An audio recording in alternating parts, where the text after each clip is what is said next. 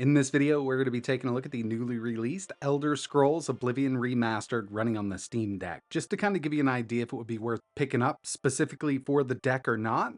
And at the time of making this video, the game dropped today. It is Steam Deck verified, and it was kind of surprising to see it just be released like that. We've heard about it for a few years now. Well, we had ideas that a remastered was in the works, and here it is. So I want to check it out on the Steam Deck. And I'll tell you, when the original Oblivion was released on the Xbox 360, I put hundreds of hours into it. In fact, I burned up 2 Xbox 360s playing the original Oblivion. So needless to say, I'm really excited about the remastered, and here it is on the Steam Deck. We're using the Steam Deck OLED, and I'll show you the settings I've got. Basically, we're just at the stock settings. When I started the game up, it was already kind of defaulted to where it needs to be. There are a few tweaks that we can do, and by the end of the video, we're actually going to see if we can run this at 60. But the one thing to keep in mind is we're running this on a Steam Deck. It's got a lower end AMD APU. Resolution of the screen is 800p. We're at all low settings, and we do need some resolution scale. You could use FSR if you want to, but I'm using XeSS set to performance, and that's how it came out of the box. In my opinion, it does look a little better this way. Instead of using FSR set to performance, we're just using XeSS. And the game does support frame gen, and that's something I want to test by the end.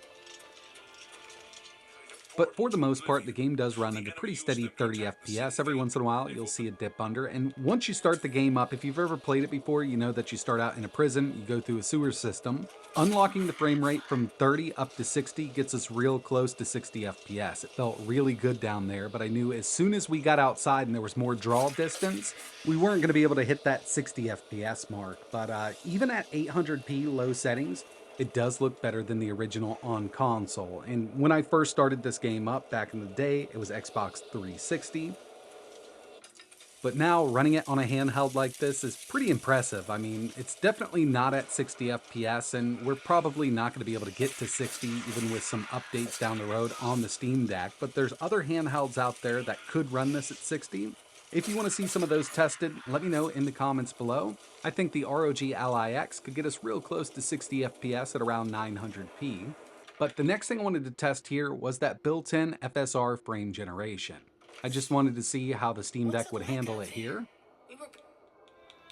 Getting back to that save file, we're going to leave it at low settings, but instead of using XeSS, we're going to be using FSR set to balanced, and with this enabled, we've got frame generation.